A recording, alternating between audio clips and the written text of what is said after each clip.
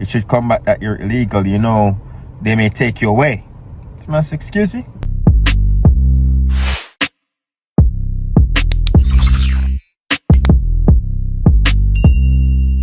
So yeah, wagwan, what's great? Welcome back to the channel. So if I see the face and hear the voice, you know I hear John attack. I see it in the title.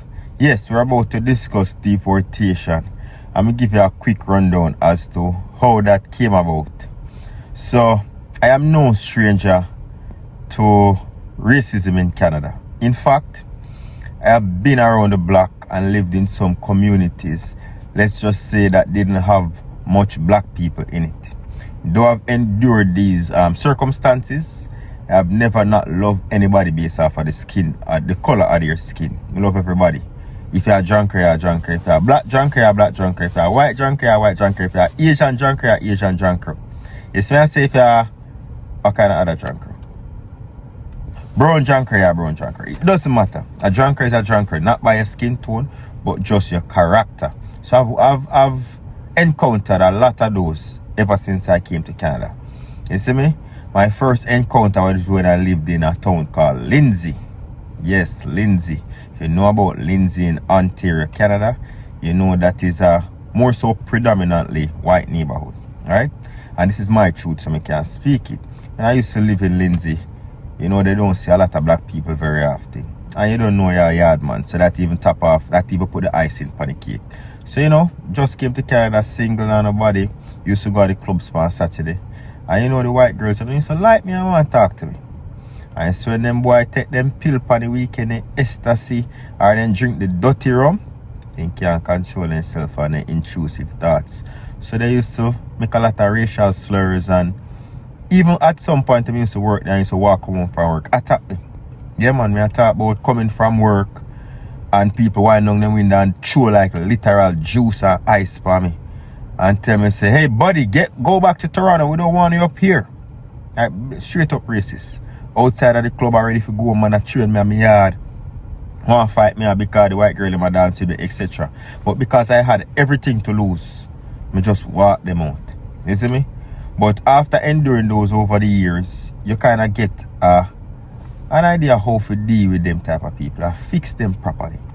I have only for encounter, so I'm not going to really go through much of them. But racism is very dominant in Canada, just as how you see it in America. But most people kind of hide it, but you can tell in a sort of subtle way how they go about doing things. And today I encountered that yet again.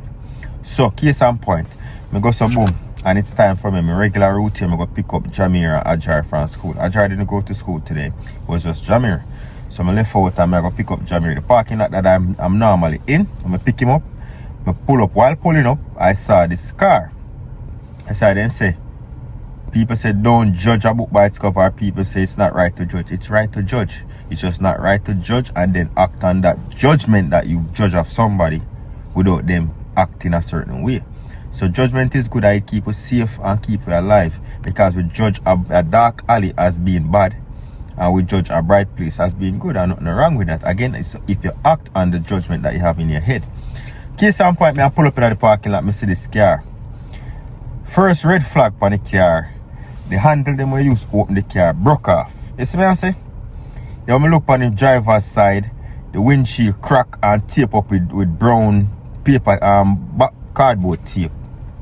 I said, John, would I car beat up him, man? But you know, you just say that. Because you say car beat up, you not really take nothing of it. Pull up. I pull up now, I park my vehicle and me about 50 minutes away for Jamaica to come out for the school bus, right? So this older white man, look like about mid-50s, early 60s, then in car, he wind down in window. And being the respectful person that I am, I wind down my window because I see like him a signal to talk to him. I wind down my window, I say, hey buddy, what's up? I say, hey man, nice car. I say, thank you. Because again, this is not no strange compliment. I've always received compliments like this, especially from persons who own similar brand or just who own SUV that would want to get into something like this. They normally ask me the year and if it drive good and etc, etc. So I thought it was one of those regular conversation. But we should have known the red flag, because he started off bad. He said, hey, nice car. He never asked me what year is it. I like it. Nice car. How much is it? Again, so oblivious to what's happening. And again, probably based off of past encounters, but not think nothing of it. And you know me teach, I like teach people, not just online, but in a real life. I'm gonna like keep things on people, especially things that are just general knowledge. I never know, so you may help somebody for just achieve something, let's say. So I say, hey, how much is it? I tell him the price of the car. He said, nice. So what do you do for work? I say, I'm a chef. He said, where do you work? No, I start get a little bit irritated because you don't know when you come to Canada, something that I've noticed when I meet most Canadians, they say Canadians are friendly, but friendly to the point where they will literally tell their entire life story in the first encounter. We as yard people, we don't set that way there. We don't say dish out information. But me dish out a little bit today when I never should have dish out. But I was just being respectful like I've always been.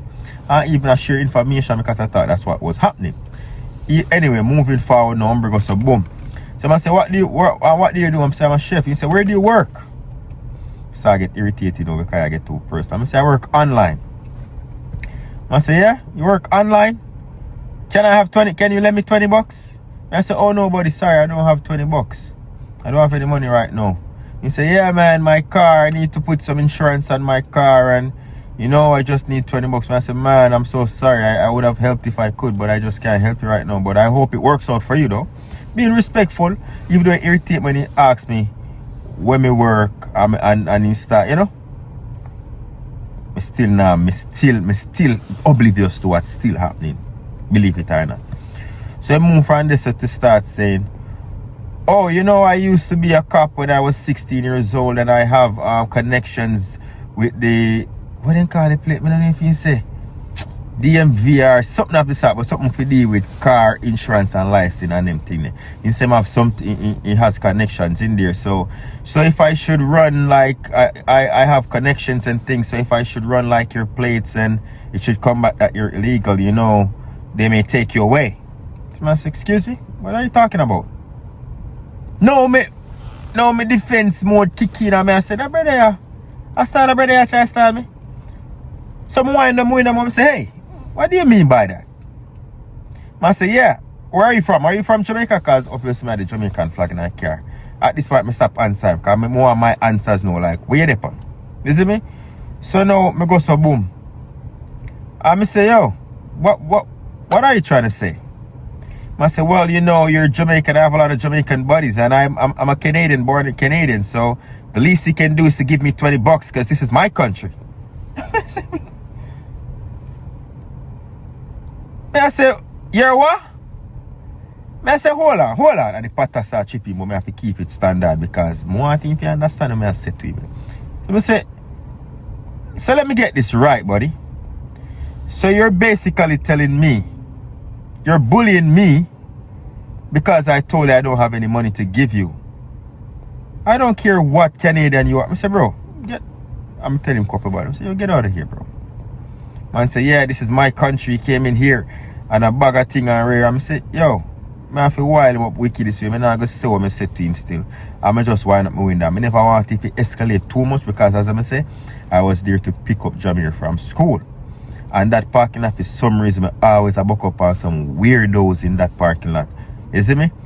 I know so when Jamir come off of the bus, he walk and based on how I park, Ombre, driver's side the right. At the front door, Jamaica go come in. I just wind up my window and did that my signal like he wants to say something. And I just say, you know what, just slow it. But me just bring this across to show you racism there in a lot of places. And the man basically threatened me to say, yo, if he run my plates and make him become no refuse. I told this man I don't have any money to give him.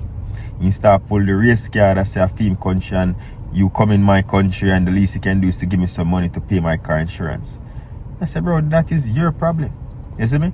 So sometimes you have to know how you're nice, and it may follow my intuition at first and my judgment, but I realize this person is a legit bum. Cause nothing more than you see one young black youth. So if you say something illegal, me do if get the vehicle, me get, even though you ask me the questions and me did things say you were just being curious because you probably have interest to buy one. Now you start blaming your whole life on me. So sometimes this teach me, I'm saying, no, I'm going to share this because I'm saying a whole heap of racial encounters I've had in this country, but I just knew how to hold my own even up to this day. And I had to hold composure because, again, had I escalated things, my son just a come from school. I don't want him come consider that. And two, I don't know if this person have no weapon or if nothing can go on. I don't want to endanger my youth. So I just kind of just brush him about. I can guarantee you, if I'm alone, the man a problem. Because I step him out of the wicked. And even continue, but I just low it up at it. It's a humble youth, you know. But I get dark. I run him away. In a less than 3 seconds, he start up in vehicle and start driving and speed off. You see me? So I say this to say, so sometimes you're being respectful and courteous to people. You have to be careful. And sometimes see some people want help, load them, make them suffer, my friend. Big woman thing. As much as how you'd love to help, some people, you ever hear them say some people are living their karma? Don't go and interrupt it. Let them go through them karma. Then your granny say, honor every skin teeth a lot, because when we first pull up in the parking lot, this guy had the nicest smile on his face, but as soon as I told him no, and that goes for many people in our life. You will help so much people in your life, and the moment you genuinely don't have it and you tell them no, then show them true intentions and colors. You see what I say? So I just say this to say, yo, be mindful. And if your mind tell you something, follow your mind for the most part and keep your guard up. You see me? Most people, I say, if they're around people, especially persons who are older than you, if in your home country, if you're migrated and they're older than you are, sometimes even younger than you, but maybe in a position that you recently got into, and so they have a certain mindset, stay far from them.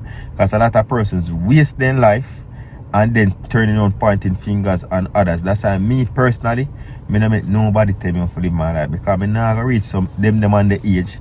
And then I blame the world for my failures. You see me? So basically you're blaming immigrants and feel like immigrants are obligated to give you money when you beg them, because you probably drugs out your money, gal out your money, gamble out. Who knows what you did with your youthful days. You see me?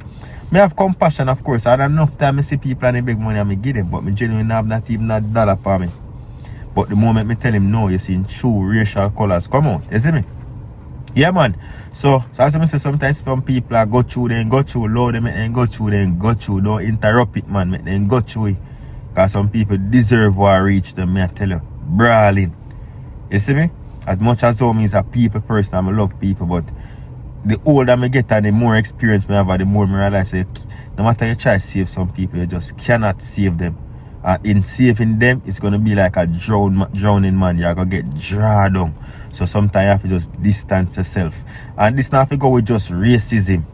You just have to go with anything at all in your circle in your life where you feel like just helping just a dry down. Take for yourself. Because you will find yourself get wrapped up and pulled in to whatever that's happening. Yeah, man. You can't see it there. Man, I come and tell us all this other and say, shut up, that's not me. I say, yeah. There are some people just brawling. And you know, Canada is overpopulated with Indians and they may get some benefits that we get as Canadian array.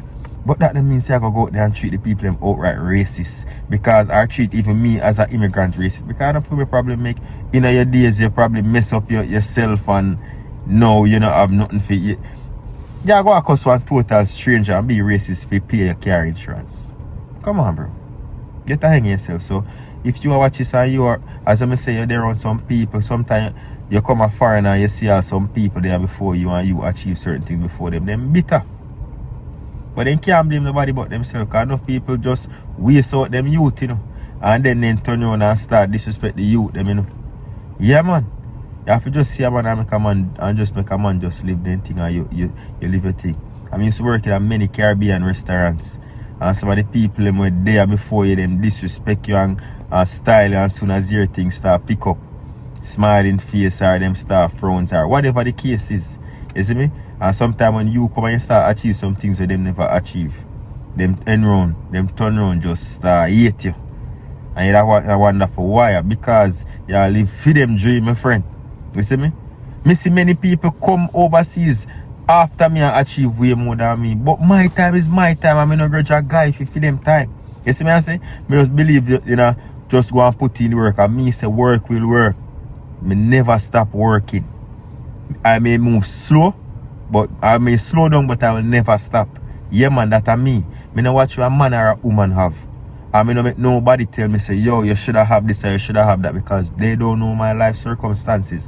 And me and God know it.